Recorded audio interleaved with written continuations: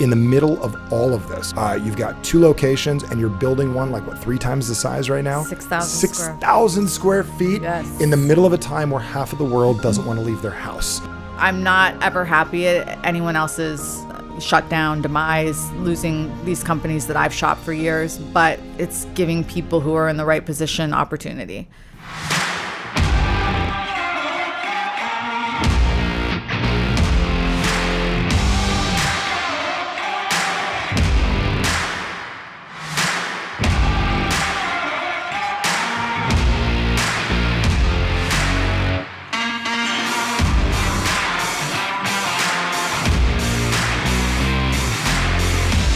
All right, everybody, welcome to the Average Sucks Show. Today is going to be absolutely incredible. And one of the biggest reasons is we work with a lot of entrepreneurs. And one of the things that I say about being an entrepreneur, whether you see yourself as one or not, anytime you have a job, you're working for a company, I always tell my kids this, is that you've got to think like an entrepreneur because you're helping an entrepreneur run their company. Even if it's a doctor's office and you're working at the front desk, you have to mentally think like an entrepreneur. And the biggest reason why is how do we get our company to grow? How do we grow during the tough times, the good times? Because that is truly where the value comes in. So no matter where you sit on the spectrum of a person that's an entrepreneur, like you've got 80 businesses going on, you've been doing the same thing for 30 years, or you're directly working with a person, today's interview is going to hit home because I've been watching this person grow their business for the last several months. And during the whole, call it Corona crisis, all the civil unrest that's been going on, the rioting, the protesting, I've been watching and noticing somebody run their business in an industry which everyone says retail's out, literally grow their business, grow their dream, grow their vision in an enormous way. So you've got some really big nuggets to take away from today, and I'm excited to see where this goes. And Susie Diamond, I'm super thrilled that you're here with Rolling Rack, and you're here brand new in Scottsdale. Over the last, how many years have you been here? 2 years. 2 years, and your story is absolutely incredible. So I have been doing stalking of you. So would you recommend anybody right now, and when I tell you doing your business is, would you recommend for the average bear to literally like, hey, I'm going to go into retail. Let's start right now in the middle of this whole COVID thing. Would you recommend retail to somebody? If that's your dream, do it. If that's your dream, do it. But are most people running retail right now? No, or it's rough. They're running away from retail, it's right? rough, yeah. Yeah, so I'm thrilled. I'm thrilled you're here, and I got a chance to meet you actually through my daughter. Mm-hmm. And this is the craziest story in the world. We told her to go look for a job, and she had the standard college thing. Well, I'm going to look for a job, kind of, sort of, right. for a couple of weeks, and then she came across you. Had never done sales, but she's lived with 2 hyper entrepreneurs for years.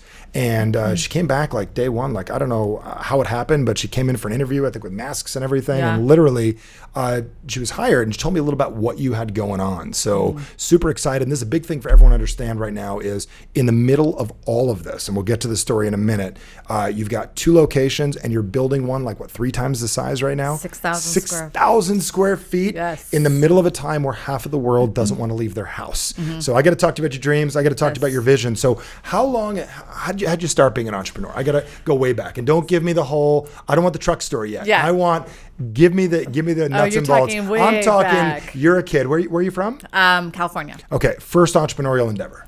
First entrepreneur, okay. Birds. I would rescue. I think I said birth. I thought, what, birds. Okay. I rescued little birds, and then. How old were you? Oh gosh, 4 or 5. So it was always about the animals. You for sold me, birds? like always. So I would rescue them, and then they were wild birds, and then I would do adoptions for these birds. Okay, hold on. It was I've heard everything. Okay. So what town was this in? This is in California. This is in, You're in Oxnard. You're in California. Yeah. And you're finding birds. Yes. That are babies. Little injured birds. And you're selling Bring them back. Yeah. Okay. And my dad would help me kind of. Was he an entrepreneur? He was a professional gambler. So, oh, really? Yes. What was his gambling? Craps and poker. It's my game. But craps. Did he play the pass line? Don't. Or did he don't. How come the winners always play the don't? Because it's the only game you can play with the house and win. Tell me the bird pitch. Like I got to hear this. So you got a broken bird. Yes. Okay. Because some people like to fix broken birds. That was you. Yes. So you got a bird that's not working correctly. Yes. Walk me through the sales pitch for this. Because if you could sell that, you could sell it. I know, and I didn't even think about it at the time. All the great, So we had injured birds. My dad would help me, and then I would go to the neighborhood parents, and my pitch was, I found this bird. We nursed it back to health, and it needs a home. And it was always, well, you need to let it go. You need to and I said, right, but you need to nurse it, adopt it, get it ready to fly away. And so I would get $5. I think I adopted. Well, then you got $5 for a bird that and wasn't yours. this is back in like the 80s. Like, yeah, so that's a racket back in the, right? That's like mafia 79, style. 80. Yeah. $5, and then they probably let the bird go. How many times have you done this? Oh, we did probably 4 or 5 times. So you made about $20 selling birds that had broken wings. Yeah. So you found things that people would have normally discarded. Yeah. It's unfortunate to say that, and you found a way to make a home for it. Yeah. Interesting. It's interesting how that plays into this. So take me from there. Where do we go? So from there, we go to not very entrepreneurial, but I know you'll probably say, you think when you're growing up, I didn't really do a lot. I was severely bullied as a child through junior and high school, which... Like bullying today, tell me, see, most people don't understand bullying today is like constant with the internet. What kind of like physical, emotional? It was both. And, I say now I'm so thankful that back then I could come home because I had a great, my home life was great. Now I can't imagine there's no turn off. Oh. You come home and it's like right there. And I even feel it with my business. I still get, stuff on social media, not quite, like I wouldn't call it bullying, but just nasty. It's bullying. Yeah. But so it held me back a lot then, but it made me who I am now and like in my 20s. So like I'm the no bullshit, won't take crap, will stand up for myself, are the big things stand up for you, like anyone that's on my team, those are my people. I have everyone's back. So I'm thankful for it because it built you. Yeah. So is it something you asked for? Is it something you did? Or is it just like who you were? Or just... I just, I look back at it sometimes because especially now they reach out to me. A couple of them have like reached out to me. Give me their numbers. I want to kick their asses. See you on the news. And I love what you're doing. I'm like, oh, so the people that picked on you really did like you, but so do you think, and this is just a side conversation, this is just important to understand, is that if we go back in time, because I think of this too, like people are buying books from me that used to tease me. Yeah. Like they used to give me a hard time. Kids used to ask me, like they mess with me, and like now I'm finding them on Facebook and they're buying Average Sucks. Hey, and they have problems. They're like, hey, I'm buying your book. Can you give me for advice? Do you know what I'm saying? Hey, I'm having trouble. I just lost a family member. My wife doesn't like me anymore.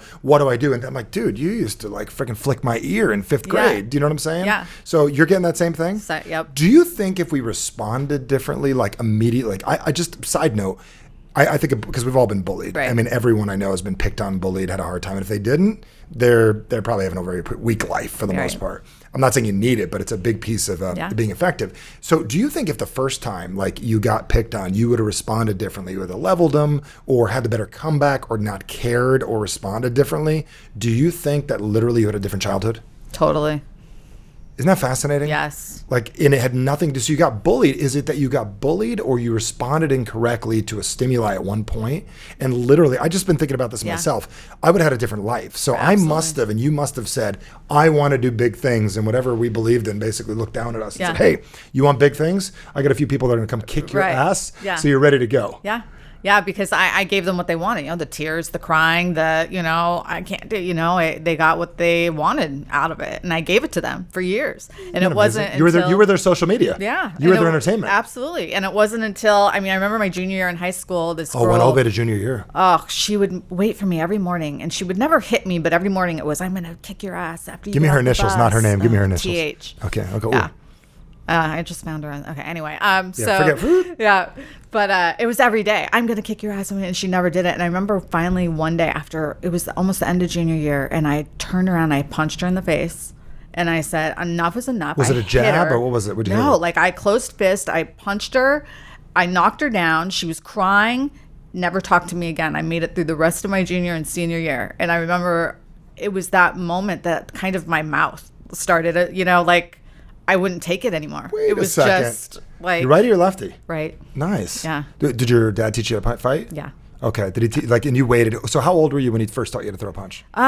When I was probably 11 or 12, because that's when the bullying was like pretty bad, and he would always, he wouldn't encourage it, but if you got to do it, don't ever let anyone beat on you. Don't, if you've got to fight back type of thing. That's what I tell my daughter too. I tell both of them. And I said, I just tell them open. I said, you can punch with your fist, but if you open palm, it's going to hit strike something. Yeah. Does that make sense? Yeah. So smack them right in the nose, get them somewhere if it's necessary. Right. If not, get out of there. Right. And then run. Absolutely. I taught that to my kids. I said, sometimes I forget the run part. Yeah. Because you got to throw the strike and then run. So that ended it. So you stood up for yourself. Yeah. It ended that was a peak emotional experience. Everywhere. Yeah. So boom, gone. Everything. Nobody messed with you. Did you get in trouble? No, Suspended? No. Expelled? No. Nothing? No. No detention? Nothing. Dude, it was in the parking lot of high school. It was after 3 o'clock school. on the flagpole? It was like, everybody made, Yeah. right? Every this movie we saw. But it ended. It ended everything.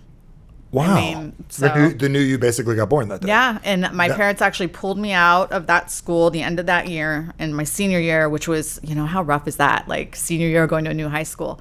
And so I had this kind of isolating year, but I also had a year where I didn't, I made friends, I made good friendships that I still have, and I didn't let anyone mess with me. So did you go into that last year? Because I remember this feeling, and this is great, because this is actually everything to do with an entrepreneur, because I remember going to bed always before my whatever school year, 5th grade, 6th grade, 7th, wondering who I'm going to sit next to. Right. Because whether it's going to be that girl you're attracted to or that friend you want to sit next to, you remember this stuff, Yeah. right? Or who do I want to be this year? And it was always like that 3-day window at the beginning of the school year where and that's what's going on right now with this whole Corona thing. Yeah. There's no popularity right now because nobody's with anybody. So there's going to be like a 3-week period and people go back to colleges and high schools and elementary schools. Did you invent yourself differently that senior year? Yeah. Okay. Can you tell me about that? Because this is interesting, because I think as an entrepreneur, we sometimes have to go from having a job or a different business, or we leave something. There's a lot of gym owners right now that maybe can't do gym anymore and they got to do something else. How did you reinvent yourself? Like, what did you do? So after that hit, I kind of, like I said, I felt different. I was different. And I went into the senior year bold, loud, opinionated. No way. Before that, I was shy. With your right hand up? Quiet, Right? yeah. Nobody, I was the girl that sat in the back corner that nobody really knew. Yep. Senior year, I was, wasn't with the popular crowd, but I wasn't with I was kind of mixing with everyone. Yep. And it's funny the different opinions when someone will follow up with me that met me my senior year in high school, or somebody that knew me prior. And it's funny the different stories or the different things they'll say they remember about me. And it's 2 different people. Like, one is, you were so quiet in school, I can't believe you're on the news now and you're doing this and you did this housewives thing. And the other one, oh, I always knew it in senior year. I knew you were destined for all this stuff. And it's like totally different people. Yep. So it was interesting when I wrote my book. I was embarrassed at first to put out like some of the stuff about my life, right? I was a little worried about putting out some stuff that happened to me when I was a kid, or stuff I felt like got picked on in the sandbox, got beat up, all kinds of stuff that happened. And I was worried about putting that out. And then it's funny, the people that I'm talking about in the book, whether they use their names or not, they're reading it and they're getting back to me like, oh man, great book. I'm like, dude, it was you, jerk, that I was talking about. But here's what's fascinating about this is, if we would see people as great as we saw ourselves, I'm sure you see this in your employees, like you see the greatness in them, and I see it too. It's like, if you would just live the way I see you, your dad saw you as like just this amazing, strong person, correct? Yeah. And he's like waiting for you to show up, and then you did, which is amazing. So you get through the bullying, you finish school. We're back to the entrepreneur question. We got ADD around here, so we jump around. So when did entrepreneurism start again? I know you don't want to hear it. I do want to hear the it. truck. I like the truck, but listen, I can't have the truck without the birds. So here's the deal. You can't hustle out of a truck if you're still getting your ass kicked. Yeah. But so you had to step up for yourself. So you got the birds. You were like a strong kid. You got picked on. They knocked it out of you. Yeah. You got it back. How old are you when you started the truck? 40. Okay. That was your first. What did you do before that? I worked in banking for 20 years. Nice. Did you like it? Yeah. Hated it. How'd you transition out of banking? Because it's good money. Death of my dad. Okay. Yeah. So your dad was not in banking. He was finance, I guess, professional gambler. That's finance. What was his favorite casino to go to? He did Laughlin. He did Riverside and Edgewater. Where in Laughlin? Because I know Laughlin well. Which one did you Riverside do? and Edgewater. Okay. Yeah. Oh, yeah. Riverside was the best. He would take me up there when I was about 12. Okay. Pit bosses back then, looked the other way. I was totally sitting remember. at the craps table, as long as I didn't drink, sitting there. He taught me the game, everything. So You know what I did once? I had a mail got delivered incorrectly to me in college. And I lived in Papago Park in Tempe, and they delivered something. Someone must have lived there prior.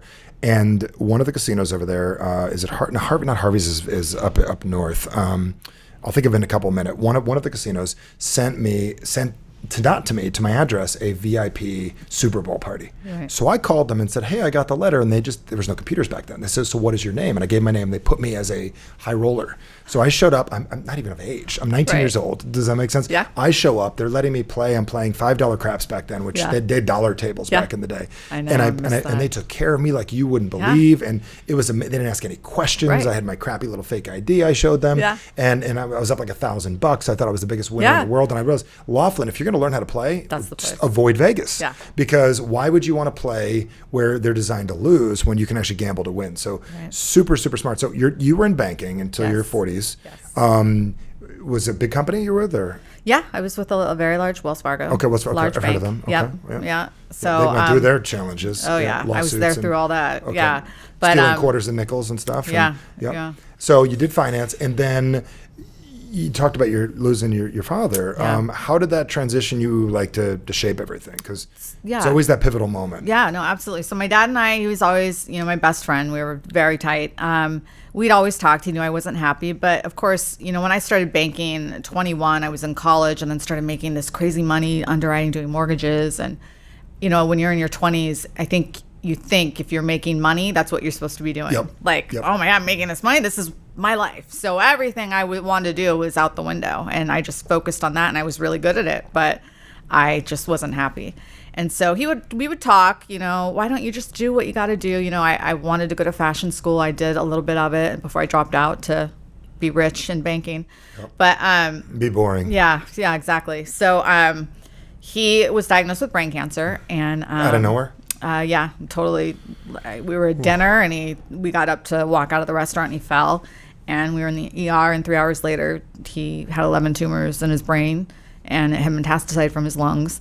And they needed immediate brain surgery to even get us 6 to 9 more months. Oh my God. So he did brain surgery and he was not the same after that, but we were able to have, some very lucid conversations before So he that passed. was like, that dinner was one of the last normal conversations, like the Last Supper, but that was like a last real conversation that you guys had. And then from there, 9 months? Yep. 10 months to the day.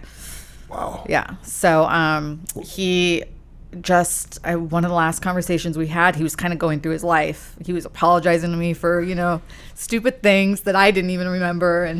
And then sorry, I get all so emotional. That's good.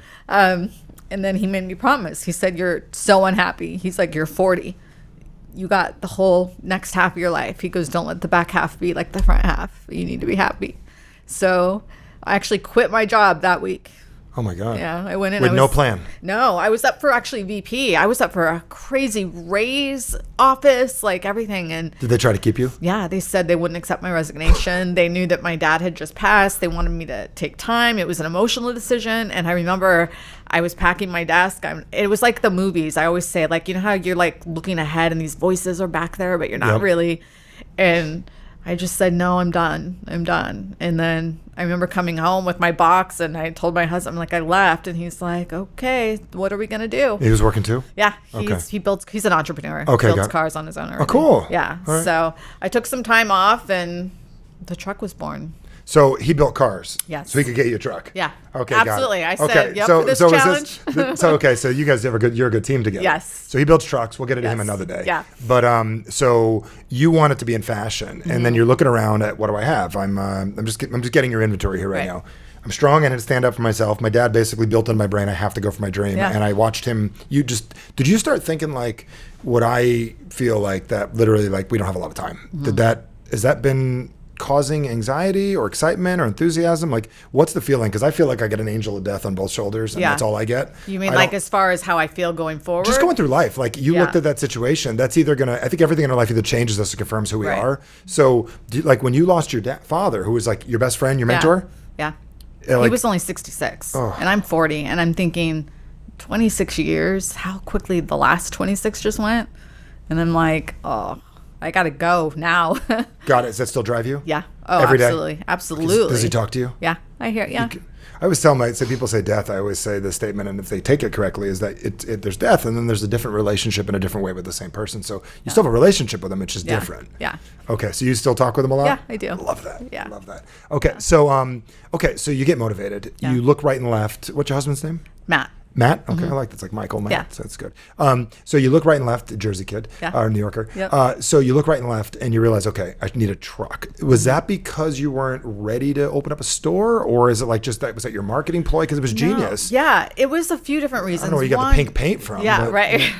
Matt made it. What kind of truck was it? It was a U-Haul, which he actually won. And they gave him a check, a commercial, all this thing. They had this contest to submit the best use of a U-Haul, the best restoration, and he submitted all his work and he won, and it was in a magazine, and it was Your truck? Yeah, it was really Free cool. PR. Yeah, it was really cool. So you got this pink U-Haul. Yeah, I only did that because I was thinking at the time, I always loved fashion, retail, always wanted my own boutiques, actually wanted one of my own stores, franchises, everything. And I was thinking at the time, retail was different. Everyone's doing a lot online. How am I going to figure out, A, where my best demographic is, and B, that anybody even likes my taste? Because while I have a small piece of design that we're also trying to bring forward, a lot of it is I'm hunting for the next best thing, the best thing, trying to be trendy but different. And I got to make sure, is anybody going to like any of my stuff? Like, how do you get over that? Because that's a big thing entrepreneurs deal with a lot. Yeah. And I always like to pick their brains. Like, I know what I do. How do you deal with that? What's best? Do you will that into existence? I do. Or so do you feel like you make up, like, I truly believe I'm going to get you to see this as a good idea. Yeah. And it's the weirdest thing. Like, I said to my husband, and I'm a huge fan of the Housewives, and I said, I'm going to have all of them, or like you the like California, okay, New York, yeah, pretty much. You all. like all of them, yeah. okay. So I said, they're going to come to my opening. Okay, really? Vanderpump Girls, they're going to be at my opening. Oh, very cool. He's like, oh, okay. Have you spoken to them yet? Yeah, they've all been to my openings. Okay, very good. Yeah. So I looked at the store when we were moving to now, and he said, that's going to be my store. And I actually just said this last week. It's almost scaring me because I feel like everything I'm saying is really happening. Yep. And so it's making me so much more stronger almost, because I'm like, holy shit. Like, I'm seeing the power of really believing in what you're saying and what you can do. And it makes you that much better, stronger. Did you know, did you think about this when your dad, you were there when he played craps, right? Mm-hmm. Yeah. Did you know, because I know when I'm about to throw out. Like, I know when I'm about to throw a 7 and I'm not supposed to. Like, I know I should just put it down and I'm like, I'm out. And he knew that too, correct? Mm-hmm. Like, I could feel it in advance. Yes. Okay, I'm done. Yeah. And I also knew when I was going to go on a roll. Yeah. Do you get that feeling? Because I actually train people how to actually get into that state of mind a little bit more often. Do you get that? Because you're gambling right now. Mm-hmm. And I want to get into your what you're doing, what you're selling, and all that really, really cool stuff here in a couple seconds. Do you get the feeling right now like you're on a roll? Mm-hmm.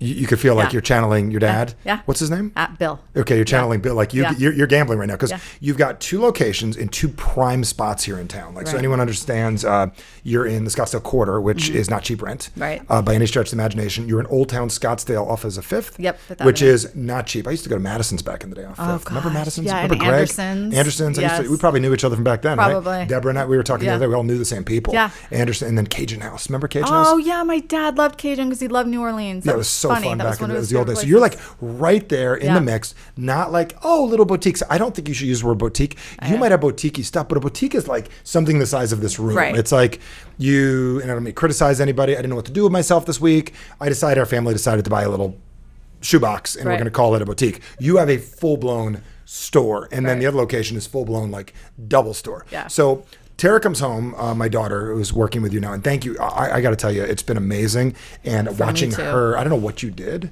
because A, she's amazing, but she is so adamant that she wants that place to run well and do well. Like, she comes home with score how we did today. We hit our numbers. We didn't hit our numbers. I'm like, it's amazing. She's seen us do that for years. I want to thank you for working with us to help work with her on that. But she is like on it every day. It's like, how do I get better? How do I do this? So I want to just applaud you as an entrepreneur, like working with kids to teach them sales skills are amazing. So you've got 2 locations. Mm-hmm. You sell, what is the hottest item you sell? Because I'd love to just like graphic tees. Graphic tees. All of our very bold graphic tees. Give me a favorite one, because I've seen some of those. You can curse and go ahead and give it. Be polite, you fucker. Okay. Don't be a dick. Yeah. Okay. And be fucking nice. Okay. Top 3. Top 3 sell? Yeah. And all kinds of people buy it. Like, do you see like an all older lady ages. come in? Yes. Like a priest will come in and buy The one? daughter, the mother, the grandmother, they all wear them. They put them on right then. They're walking around old. They think like it is the best. It's the best. Okay. Yeah. So it's funny, like they're saying, so you're selling what you wish you would have said to those people you were bullying. Did you think of it that way? Yeah, I never did, but you're so right. Yeah, that's what I do. That's you're so right. Shtick. I'm giving those messages. Yeah. You're giving the message. You're giving yourself the gift that you wish, like you're giving people the power. So you've had 2 big days in your life. One day, the day you popped that TH girl in the head, not my TH, but Good your memory. TH, right? Oh, and number 2, right hook. And number 2 is when your dad woke you up. Yeah. and you woke yourself up, and then now you're empowering people to basically not be bullied with shirts. They may not be able to say it, but they feel it. So some people are like, oh, that's wrong, but that's some powerful, that's some powerful stuff. I got you smiling thinking about that. No, it's true. I never thought of it that way, and it's totally true. You're empowering people, because I looked in your dressing room. I don't know if I was supposed to go in there. The men are allowed to be in there? Yeah, why not? I've been in the store. I go in sometimes, pretend I don't know Tara so she can work. Like, I'm just checking it out. And you've got, like, has anybody told you lately you got a great butt? Yeah. You have that in your in the dressing room on the mirror. Like, do people smile? Do they like that? They do. And they'll take their pictures. They post on Instagram. Thanks, Rolling Rack, for making me feel better today. And I never really thought of it the way you put it. But yeah, those are all things I wish I would have heard back then. If someone's having a bad day, rough day. I mean, those things help. That's why when we have our average sucks tees, people wear them. It's like people say to me, like, I get people, they go, the only place you can't wear it is getting out of a Lamborghini. You look like a jerk. Right, Does that make sense? right, yeah. With the average sucks thing on. But people love it, because what happens is they feel like they put it on, they go to the gym, they feel more empowered that day. So your business it's empowering people. So you're selling those tees. You're buying them all over the place. You got other stuff. You sell everything there. You got dresses, jewelry, everything. How do you pick what is going to sell or not? And then I want to ask you, how do you deal with when you realize you screwed up? When you got boxes full of, I got boxes of CDs in back. We over ordered. Do you want some CDs? Yeah. Like you want some tapes? Yeah. You want some wide leg pants? Yeah. Got it. I had a lady tell me during this, and I'll get your answer in a minute. A lady tell me in the middle of this, she goes, "What am I going to do? I sell yoga pants." I go, "Dude, you're about to get rich. That's all anybody's wearing right now." Yeah. Right. So, how do you pick? So a lot of trial and error. I'm better now. The beginning was a little rough. The beginning, Tell me your biggest mistake. The biggest thing you bought that you're like looking at now, like, oh, that was just stupid. It was a Texas brand that I thought would fit in really well here, but it was a super just loud palm print, and it's a very specific person that's going to Jamaica that's going to wear it. But I ordered like 10 boxes because I was going to bring that out. Oh gosh, it was probably about a $5,000 mistake. Okay, where's that stuff now? It's in our $10 bins. Okay, got it. So come get a great deal. People getting rid of them, yeah. It's and I'll have so everybody funny. figure out how to come out. It's still moving slow in the $10 bin. They won't take it. Give this crap away. Like, it's awful. You know what's funny is, you ever thought about like literally pinning one up and selling it for $300? Could you imagine? No. I dare you. I dare you today, and put the word vintage. Yeah. $300 and make it on sale for $180. You'll probably sell one. You're probably right. And the reason why is, if you studied any of Influence, some of the stuff that I teach is that people want what they can't have. You just make it vintage, like limited edition, number 1 of 20. Yep. And you put it up on the wall. I mean, hang it up on the wall or put it in a frame. Yeah. And like, you can't. Well, how does that work? Just I dare you to do that. Someone from the show might even go in and buy it because we're talking about it. So just think about, as heard on the Average Suck show, $300 now is $180. You know, you never know. Come and get it. I dare you to do that. So how do you deal with yourself when you realize you screwed up? I'm actually really okay with myself if I screw up, which is surprisingly. I don't beat myself up too hard, because for every screw up, there's 10 great things I did. Okay. So I don't really, in the beginning it sucked when cash flow is, much more limited. I mean, those are expensive mistakes to make, but I recovered. I mean, like I said, I found other brands to replace it and to bring it in. Luckily, I was able to. Luckily, I have a husband that's hustling his butt off to, keep me going. Get to work, Matt. Right. Yep. Yeah, good job. Yeah, good job, Matt. You keep it going, Matt. We got to buy more shirts. Go back to work. So I still make mistakes. I mean, I still do. There's still stuff that we bring in, and I'm like, oh, I thought that would have done amazing, and it didn't. And then there's stuff that I didn't order as much because I didn't think it would. And it's like blowing out in a second, and I'm trying to get more of, and it's so it's never know, the roll of the dice. It's which is your dad. Yep. The dice coming back again. I love it, Bill. So this is my question for you. So I never heard about you before, and I'm amazed what you do. A lot of the stuff I walk in, I'm like, this is my kind of stuff. This is the way when you see our stuff, like we love. Like, we're in the same world but you sell it. We just it's part of our tradition of what we do. So I walked in, I'm like, never heard of you before. You got a great store. You got a great location. You've put so much work into what you do. And then I finally get to know you during the craziest time, right around the time where they close. So I got to ask you this. You're an entrepreneur. You're in retail. Our governor comes on. See, for me, I can come and go. I'm not public facing. We all came in during it all because they're not all of us, like a couple of us, because I have 6,000 square feet for 3 people and nobody's coming in the door. So when the governor closed the stores, what was your reaction when Doug decided to say, sorry, folks, you're closed? What was the initial reaction, and then what was the next emotion afterwards? Because I didn't have it. Yeah. And I want to know, because I have friends that own gyms. Like, Yeah. I want to really just know, like, you saw it. It was March 11th. Oh, my God, it could happen. March 12th, March 15th, April 1st. Yeah. What's the feeling you had? Well, oh, fuck was my first thought. Shit, what am I going to do? In that order, oh, fuck, then shit? Yeah. Okay. 5-minute panic. Okay. And then I realized at that point, because I've been my brick and mortars have done so well, I didn't put a ton into my website. We had a website, but it was just your basic. What's your website address? Everyone can know. ShopRollingRack.com. ShopRollingRack.com. We'll pop that on the screen. Yep. So it was a very basic site. It was, pictures don't matter. Was it outdated? Yeah. You didn't even sell that shirt anymore? I still had stuff from the truck that I didn't. It was a mess. And so I gave myself 5 minutes to spew the profanities, and then I sat down and did a tutorial on how to do my website, update the website, and I spent probably 15 hours a day that week Instagram shooting photos. Got a photo shoot, got my girls in that would still model into the store, 2 at a time, take pictures, update the site. And this is why it's so crazy. I don't even know if that's the right word. Within 3 days, I was doing the same volume online. It's not crazy. That I was in the store. People in fear shop. Yeah. But my little website that's not, Google, it's not up there. If you search cute top, graphic tee, my store doesn't come up, I'm so far buried. And they found me. And Instagram, I was just there in their face every, 10 minutes, new story, new outfit, new this. And by that next week, my sales daily were sometimes beyond what I did. Without having to put the electricity on. Yeah. And I'm like, holy shit. I told my husband, I don't understand. I don't want to say luck, because I don't believe in luck. I don't like blessed. I don't, I worked my ass off. And you earned it. Yeah. But it just, these doors keep opening, and it's not that it's not been hard work and it's, been rough, but everything just keeps working out.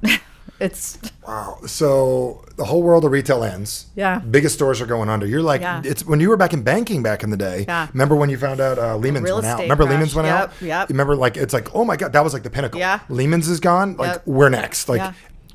That's equivalent to you watching you're watching, oh my God, Macy's fell and this one fell. Wow. And then every minute a new store. Every minute. So you close, you go online, and then you reopen again. Yeah. And then the protests, and then 2 weeks later. The riots. Yeah. So what was the thought in your head going into that? Because I want to be really clear, there's a difference between protests and riots. I'm all for protesting Peaceful intelligently and peaceful Yep. protesting, sharing your views. Absolutely. Breaking people's shit.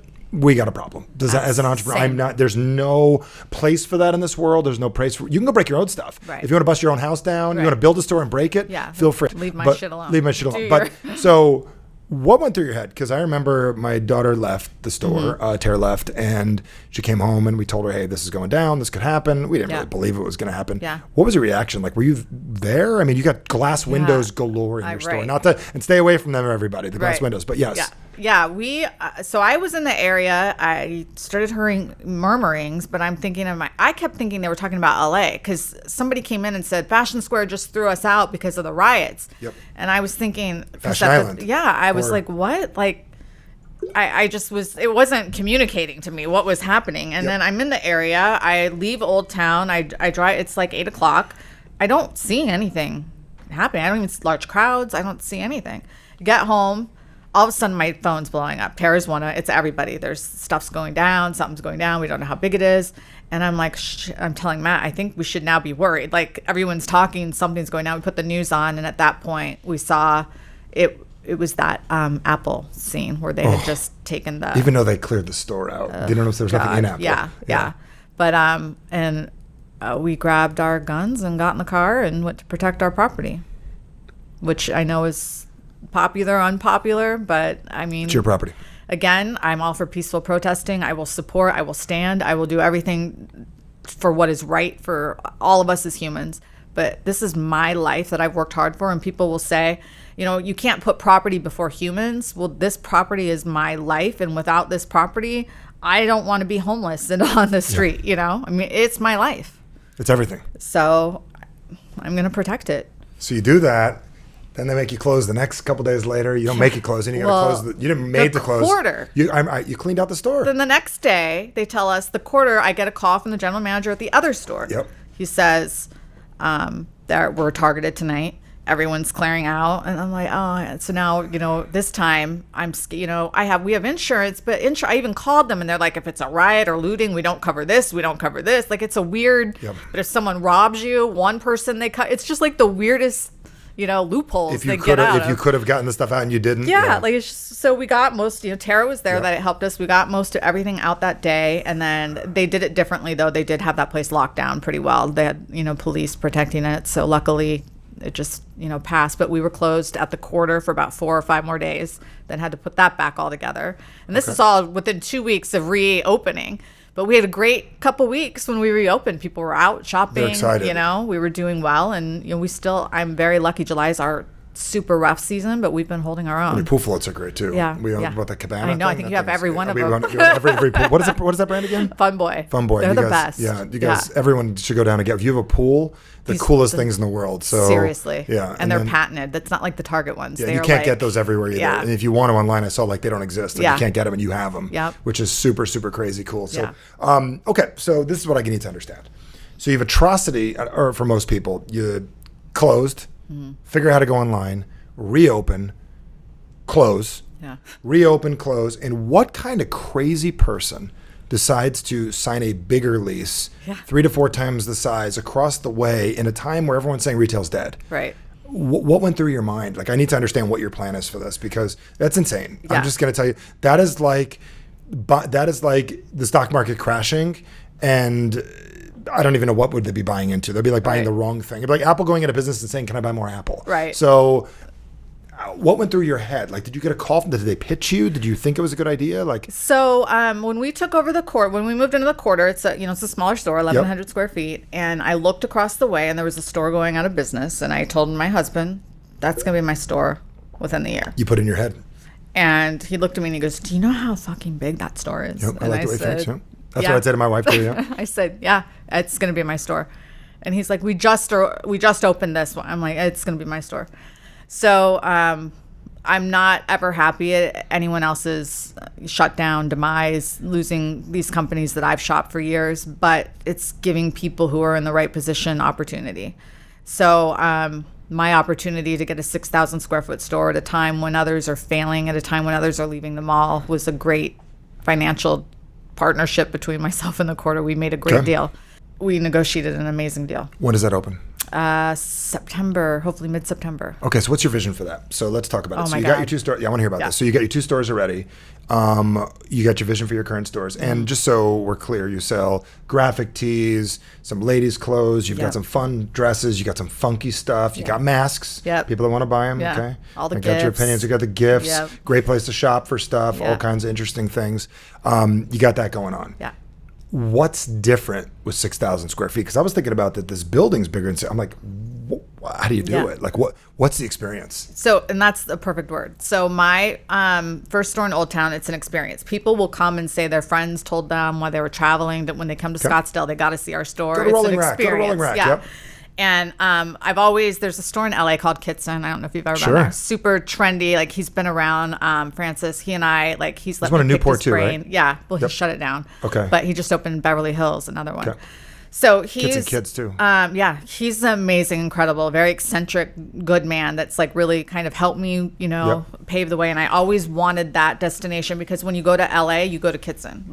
Everyone wants to hit Kitson, and I want to be that. For when you go to Scottsdale, you got to hit Rolling Rack. So this is going to be an experience. We truly have. We were one of the first stores to do selfie stations in the stores, which we have in Old Town.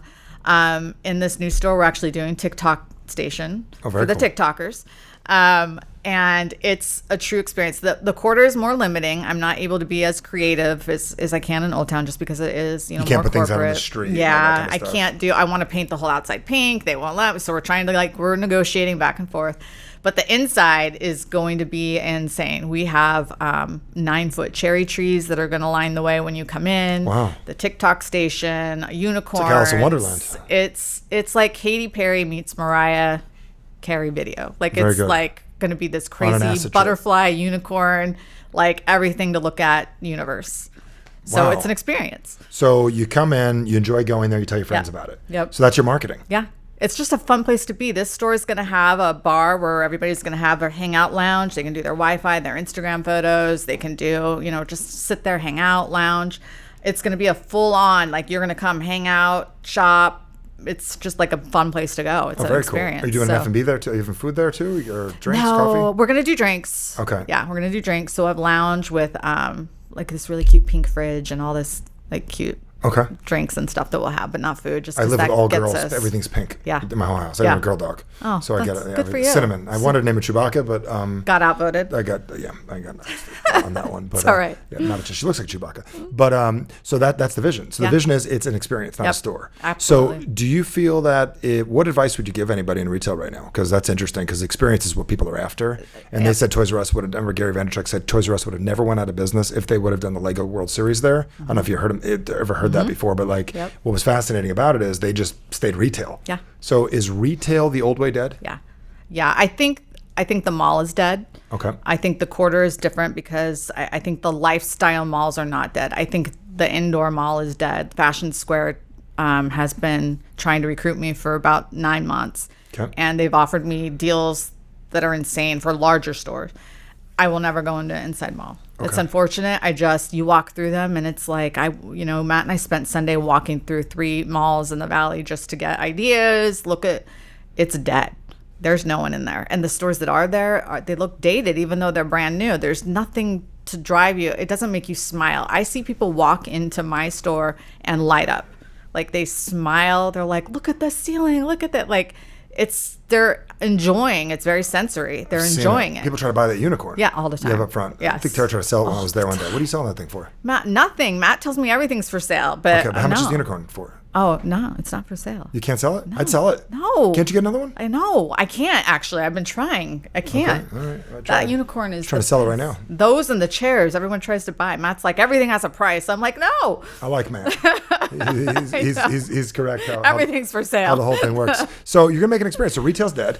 The old way. I think the old way. I think you need, when you're going to a store, you want to smile, you want to be happy, you want to TikTok, you want to Instagram, you want to be, current, involved. You want to go into a fitting room and not see dirt, brown walls, no motivation. Like I just, we keep you motivated, we keep you happy, we're telling you what you need to hear, what you should believe. So it's an experience. Yeah. So when somebody comes into your store and if you come to Scottsdale, I definitely recommend check it out because I was beyond impressed. I heard about it. Like Tara explained it to me, and it sounded good. You had to go in there. Yeah. This is one of those things. It's like Disneyland. You have to go in there to get it. And my little one. So this is what I learned in business class. They never let me in the business class at Arizona State. They didn't think I was smart enough, so I never got to business school. Screw them. You showed them. Screw them. Yeah, exactly. But Mesa Community College, I got to take a business class, and the one guy said, in a ladies' store, the most valuable piece of furniture is a chair for the husband and a TV. Yeah. So if you put a TV and you put an experience, I figured you got a mom shopping, you got my 8-year-old in the swing. Does that make sense? Yeah. My daughter can look around with my wife. Does that make sense? You've made it perfect. There's your chairs. I got that pink couch. I sit on that thing. I take pictures. Yeah. But the one up front. But the point. Okay, great. So you've got this all thought It's out. a good place to go. You're going to hang out. Your whole family can go. Obviously, we're not a children's store. Yep. We have some vulgarities and stuff, but. What else do you sell outside of that? We, dresses, fashion, high end. We have great, Lauren Moshi is a LA artist, great brand. We do have brands that you can find in Nordstrom, but my buying is different. I don't go for the things that, the same things Nordstrom. I'm going to have different versions of the same brands. Got it. So they'll have different picks. My picks are a lot different. We're trendy, but different enough that you're not going to go out. Your wife's not going to go out and worry that 3 other women are going to be in her same outfit. Yeah, I didn't realize as a guy I wear the same black shirt almost every single day of the week. But when I say average Suck shirt, but I get it with other people. That's a big thing to change. So I got to ask you this: a couple things. Someone's new starting out. Mm-hmm. Somebody's got passion. They're excited about their life. They hit a point. Maybe Corona to them is like the loss of your father, where they lost their business. What would you recommend? Like, I'm certain friends have asked you, what do I do? Like, if you had to give a piece of advice to a human being that wants to go into business, what would you tell them in a few sentences? I'm a firm believer in living your dreams and I lost a lot of years not doing it. In the same token, I can be a little reckless. I just quit the job, and I didn't have a plan. If I didn't have a husband, I'd probably, that was not a good idea. A gambler. Yeah, right. So, do your research. I did spend 6 months. I'm so thankful for that truck time because I went everywhere in this valley, and I saw, like, Glendale hates my guts. They freaking hate me. Why do they hate you? The vulgarities. Okay. They just, in Gilbert, which is where I live, they don't like me either, which is funny. Now I get them. They're like, aren't you opening in Gilbert? And I'm like, you guys didn't like me very much when I was there. And I lived there. I wanted it to. But that experience, when I started doing Scottsdale and then the quarter, that relationship I cultivated from the beginning. And they're like, I don't want a truck here. We don't want a truck. Like, this is the quarter. And I had to send them pictures. And I'm like, it's like Beverly Hills on wheels. I'm talking to them. Like, I don't like fake it till you make it, but I believed in myself so much I made it happen. Like, I didn't fake anything. I was like the best thing in the world. And I told the quarter, I said, I have this news segment. If you don't get on board and have me, Kierland's already invited me. And I said, sometimes those white lies are great for negotiating. Yeah. So then immediately when I said that, she's like, oh, well, we want you. We want to work it out with you. So I signed. We had a year lease, and we killed it at the quarter. Like, and then we opened a little. Last year they did those pop-ups, those cottages. We killed it. And so that time in the truck, just Scottsdale was. So your R&D, your research and development, while you're in there. Yeah. So you learned a lot about your people. Yep. You learned about what motivated them, what they got them excited. Well, and the more I saw, the more vulgarities I had, the more happier people got, and the more my sales went up. We didn't realize till today you're letting people say what they wish they could say. Yeah. And they're not crude. Right. It's just, they're positive messages with an F-bomb. Yeah. Every once in a while you got to throw one of those in. Yeah. I curse from time to time that people say, oh, that's curse words. You shouldn't have those. I said, I wasn't there when they wrote the words. Yeah. Right. Half the times what people say to themselves in the mirror is 10 times worse than what your shirts will say. Right. Yeah. You talk bad about your weight in the mirror. You talk bad about your husband behind his back or your wife or whatever it is, and people don't realize that's 10 times worse than anything you could ever say that you could have on a shirt. Okay, that question. And then how do you keep yourself motivated? I have visions. I have such strong visions of what I want. I see my store in pink unicorns and pink craziness in California, Texas, Chicago, so Nashville. I have, like, by 2023, I want 11 stores. Is that just a random number? 7-11. It just craps. It ties into that. So I have, like, they're all numerical to my dad goals that I have. So what keeps me motivated is I'm not going to fail. I won't fail. And I think of going back to Wells Fargo, and I could never do that again. Wow. So you're motivated by pain. Yeah. You're motivated by not going where you don't want to go. Yeah. That's about 97% of the world. I think most people avoid that stuff.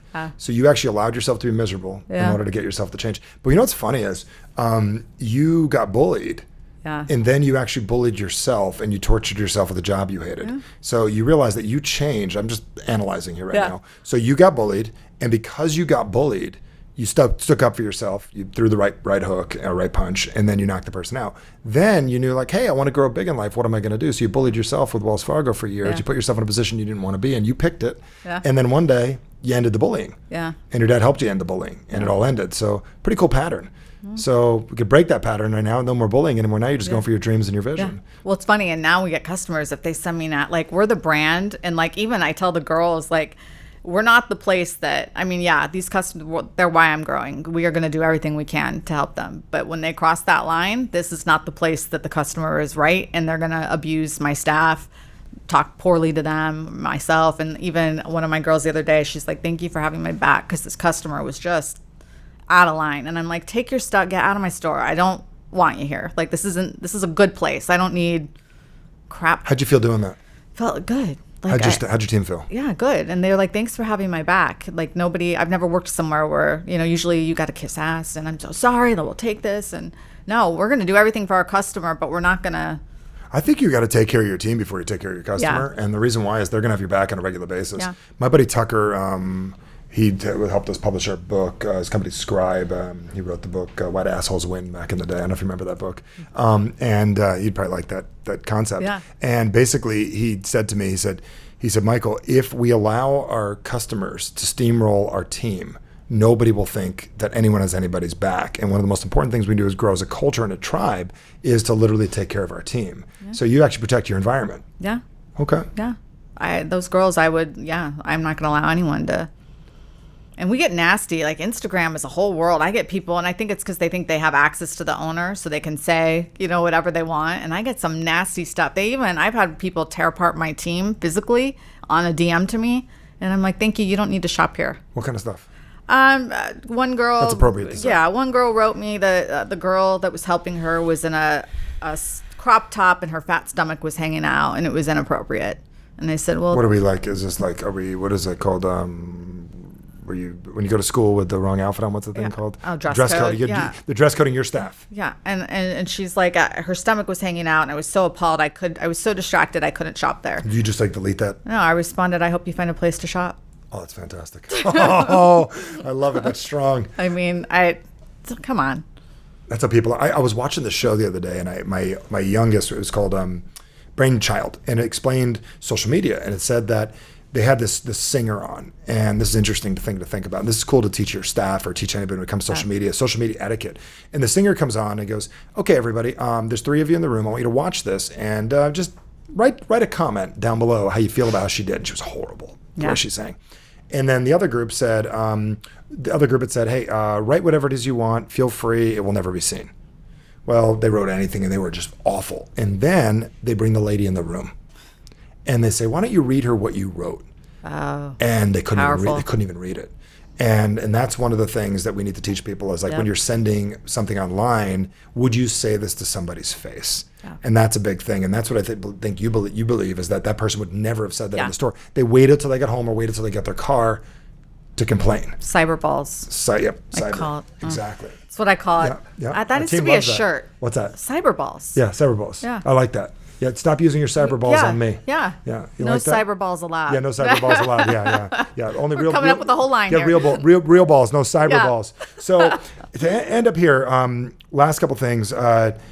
Anything you want to share? Like anybody comes down, you already told them what's going to happen when they come down. Yeah. How do we find you? So we are shoprollingrack.com. Find us online. We are in the middle of launching a website that's also going to be an experience. It's going to match our stores. So we should have that hopefully by October. But until then, you can still shop it. Okay. Our store is Old Town Scottsdale, 5th Avenue, Scottsdale Quarter. We are open now on North Street, but our larger store opens this fall. So hopefully by September. And then we are already in talks to open Palm Springs next spring. Wow. Yeah. Didn't realize that. So that's the future. We are really rolling. Are you bringing trucks back? So I hopefully, it's funny though. I get invited now. People are trying to book winter and spring, and I'm choosy. And I had somebody say to me, "I didn't realize you were too big now. Before you were trying to take everything." How did that feel to hear? Because I get those calls sometimes too. Yeah. Where I used to be able to do things for free, and I cannot anymore. Yeah, it's not that. It's just I've learned my boundaries, and I don't need to work that. It is hard work. That truck is hard work. So if I'm putting that truck together and we're getting it ready for your event, I've got to make a number. It's got to be worth it. It has to be. Whereas before, I just need to get out there, figure it out. I was doing events. I was there with my poor husband 12 hours. We made $100. I mean, and it was part of our growth. But I don't want to do that now. Got it. So is that the type of thing that you'd bring out to like the food festival type thing? Well, we do like Phoenix Fashion Week. We have a great, when they're up and running, we do a great 4-day event with them. We've been invited to a couple events like Coachella. They were kind of working with them. Oh, you'd kill it there. Yeah. So we were actually in talks to do it this March. Then everything happened. So we're revisiting those conversations now. So I want to take it out to just high-end events. Where we're gonna, we'll be sure to cover what we need to run it, because it's an expense. I mean, we're running it. It's air conditioned. It's, you can walk in it. Yep. It's a full on like boutiques for ceilings, chandeliers. Like that's an experience. Yeah. Okay. So that's the key to. It's got the Selfie Station, our social Inside light. Of it? How big is this U-Haul? It's 225 square feet. I don't think I've We've got a fitting room. We've got a little bench, Selfie Station light. We've packed about 40 people in that thing. So you've literally taken your little vision of the truck and put it into a 6,000 square foot store. And that was what I wanted. I wanted the people, because I have such great customers that have been with me since those first ventures in the truck. And they come into the store and they're like, if I didn't know the two were related, I would know it was your store. And I'm like, good, then I did good branding, because I wanted you to be seamless from the truck to the store. Well, that was a year ago that we opened our tiny 600 square foot store, a year and a half ago. So you've only been in business a couple of years? Yeah. So it's been 2 years in April, and I've only had the store. 2 years and you're moving to 6,000 square feet? Yeah. I know. You got to give yourself a little more credit, I think, sometimes. I think you forget, but just keep that passion alive. So the new you, the one that doesn't put up with shit, which is fantastic. How do you respond? Because bullying is actually different these days. It's not physical. It's not at school. It follows you home. How do you deal with the bullies that come everywhere? Because I can't even put a Facebook ad up now today without somebody questioning me. Some lady the other day, I'll tell you offline what she said to me about Wonder Woman. But who's got a problem with Linda Carter? Oh my God. I couldn't even believe it. Someone had a problem with Linda Carter. Yeah, she's a badass. I mean, that's like our hero. My wife wants, you know what I'm saying? Yeah. But how do you handle the bullies today? The same way that I learned that junior year. Although I'm punching them? No, I'm not physically, but verbally. I am our brand. I've gone at I had a person write a horrible review about us, and I made that a coupon code for. Oh my God, I remember this story. Yes. This is amazing. Okay, yes. So just to get everybody clear, I'm going to give the clarity for the speed because my daughter works there. They have a rule because this whole Corona thing, masks are necessary. I'm gonna set this up, right? Yeah. And it's a little sign that said, if you look at it, you basically bought it because you can't put it on your face. If you put it on your face, it's yours. You just bought it. No different than you break it, you bought it. So lady picked it up, put it on. Put it on her face. My girl kindly said to her, you can't try the masks on. We're small business and we're now not able to resell You can try it on, but you bought it. Right. She says, we can't resell it and we'd like to ask if you would buy it. $20 mask.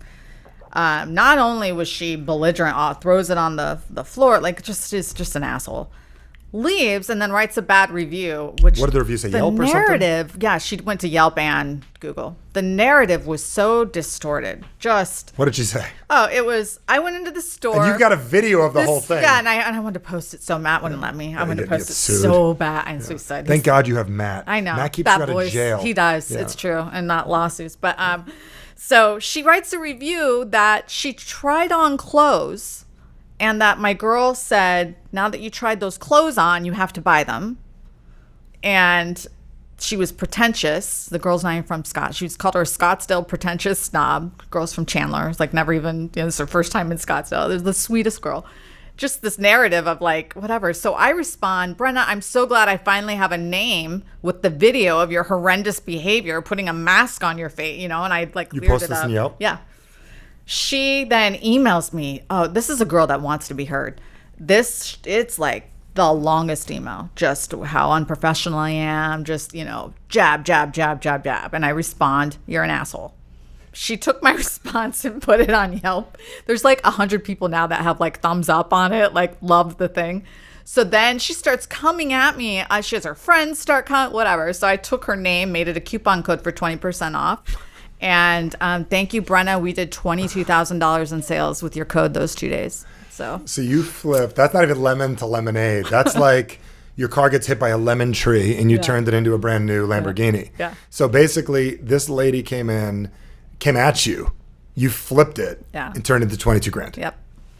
And everybody that came in that said her name loved it. They were laughing. They're like, I can't believe it. And it almost brought a what's that, camaraderie, between us and the customers. Yeah. It was this. It's Animal Farm, the book. It's there's an enemy. They felt like they were in the inside scoop. Yeah. They were involved with the store. It brought this whole energy. The people were laughing. They're like, I wasn't going to shop this weekend. Now I am. It was the great, You've diffused all people to talk negatively because you turned it into a positive. Right. What advice do you give people? It's interesting. I never had anybody on for this. A professional, this is a good way to put it, a professional cyber bully diffuser. Right. Because I've gotten those comments too. Every once in a while I'll get somebody that just crazy talk.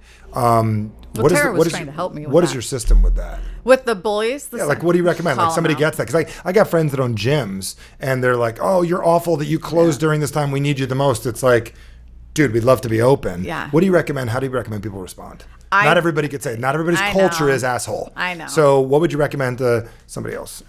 The PR of a bad review is really good. I think even if you don't take it head on and cuss or call them an ass or whatever, even if I've seen, some people say, come see the most disgusting store per Michael 87 or whatever, I think taking it head on, even if you don't talk to that person and making it a coupon code, making it a free sandwich, just spinning it, because we're all going to get bad review. We're all going to get that, and we can't make everyone happy.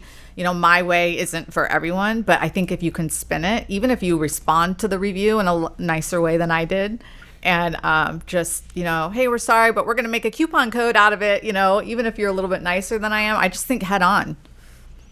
I love it. I love it. So this has been amazing. I mean, this is the thing. Your life is an example. You get an opportunity right now, whether you realize it or not, to help mentor people to feel stronger, to learn about themselves, learn the skills you never learned in life. You get your dad's legacy of being a gambler. You continue on. People ask you what you do. You're a freaking gambler. Yeah. You're a gambler. 7 come 11. Does that make sense? Yeah. You know it. Yeah. And so you got to really think about that for a second, of what you've created and what you've done. So it's been an absolute pleasure having you on. I'm super excited. Folks, go down, check out her shop for several reasons. One, here's the trick. I'm going to tell you. You can even go down thinking you're not going to buy something, but you get caught up in the experience. You might want to pick up a couple things. I'm also going to tell you, great place for gifts. Am I right? Last minute? Oh, yeah. Last minute. You know anybody from 18 to 80. Does that make sense? Great place for gifts, jewelry, everything. Maybe profanity's not your thing. You can look and chuckle, and maybe you can't take a picture because then you buy it. But I will tell you to go down, definitely check out the store, see what you got going on. Stop down. You're there sometimes, maybe you're not. But yeah, definitely check out the store, see what you got going on, because anytime as an entrepreneur, you get an opportunity to be around somebody that goes from truck to store to 6,000 square feet to build something in the middle of a crisis. You're an energy that people need to be around. So I highly encourage everybody, check out the store, check out what's going on, and thank you for tuning in for the Average Sucks Show, and thank you for being on. Thank you for having really me. Appreciate you. It's been absolutely amazing. Yes. Thank you. Thank you so much. Been incredible, and thank you. We'll see you soon. Well, thanks for joining us for the Average Sucks Show. And the big question people ask is like, Michael, what is next? And the answer is simple. Get Average Sucks, my brand new book. And the reason why I want you to have this is, if there's things you want in your life and for some reason you've said to yourself, why am I holding back? Why am I not getting what I want? I know I'm capable of more. This book answers all of that and more. So go to averagesucks.com, check out all the other stuff on the page, got a bunch of bonuses for you. Get the book, read the book, and most importantly, follow the instructions. They're very simple. You'll finish this little book in a couple hours, real easy to read, and it's gonna start showing you how to get more of what you want in this world. So averagesucks.com, and catch us on the next Average Sucks Show.